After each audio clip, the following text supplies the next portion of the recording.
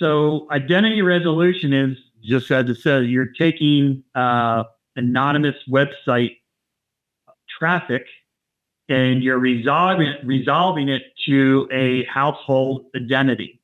So we're just really, as plain simple language, is we're identifying anonymous website traffic, right? So this is how you build more first-party data. So if you think about your website, and I don't know when the last time you guys looked at your conversion rate on your website, I think on average, most websites convert, between 1% and 3%, whether it's a form fill, phone call, that type of thing. Even if it was 10%, that means that 90% of the people that come to your website hit your site and leave. So somehow, whether by hook or by crook, you got them to your site and you're allowing 90% of those people that hit your site just to sort of vaporize. So let's think about this in terms of marketing budget. If you're spending $1 million a year in advertising and 90% of your audience full, that means about $900K, you put in a bucket and burn it, right? But if you're able to do this identity resolution and resolve certain portions of the folks that are coming to your website to capture those people, to then market to them, ongoing, nurturing them, various marketing tactics, then that is how we would want to use our identity resolution.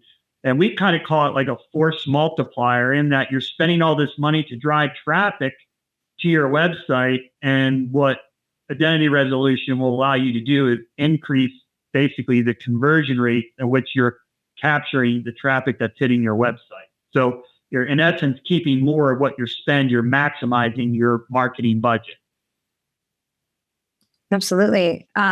So just to kind of review what you had just said, with cookies going away, with us not being able to attract, really identify the people that are coming to our site, with us not being able to activate retargeting the way that we had been in the past, by utilizing something like identity resolution, along with the data that we already have of customers, this is an important bucket of customers that allow us, with today's technology, to then activate and advertise and speak to these customers, where, in a way, replacing what we had.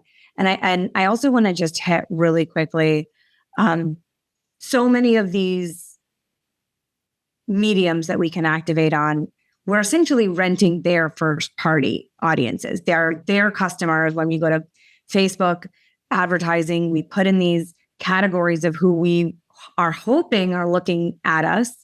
And then we're renting those lists from them essentially to deploy advertising in their platform. Whereas this is building a really rock solid list of people that are actually intenders, that are visiting your site. They're interested in you. And we're then building these audiences, like you put it, and controlling it a little bit more ourselves, which is a powerful, almost not just replacing the old way of doing it, but doing it better even. Yeah.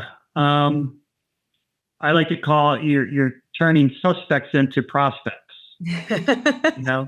So they're a suspect on your site, but now you're turning them into a prospect. So that's a big, important role in any business. I think one of the biggest assets that any business can own is a list of data of customers that they own, that they control, that no one can, take it away from them. So I always think it's super important as a business owner to make sure that you're building a list of prospects and customers, and then making sure that you're constantly staying in front of those customers, to retain them. I mean, I think we've all been there before, where, we had the refrigerator repair person come in, or, I don't know, the garage door person, and something happens, and, your HVAC person, and you're like, who was that person that came out here and fixed my air conditioner? They did such a great job. I can't remember their name. And then you go on your phone and you call another company. I mean, you never hear from them ever again. And it's really frustrating. And I know I get sad for businesses because whenever I walk into a business, I'm always thinking that whether it's, my son's little league training facility where I go in and spend lots of money and they never take my name and information and never send me emails, never make any other offers, and they're just wasting so much revenue, leaving it on the table. So that's kind of what we're talking about as far as, getting the new customers, filling your net new future first party data with identity resolution, and then making sure that you're working your existing customer database and staying in front of them with timely messaging. I know how important it is for us to, as we're talking about data and we're talking about customer information, there has been far more regulation with customer data and privacy. And can you arm us with, and I like that you put this checklist together for us, can you arm us with what we need to be looking at as we engage with these tools and technologies to assist us in this process? Yeah, I think it's just super important to make sure that whenever you work with a company, a vendor, whatever it might be, that you want to make sure that they are 100% privacy compliant. And some of the things that you want to look at is making sure that, that they do not sell or own any of your data.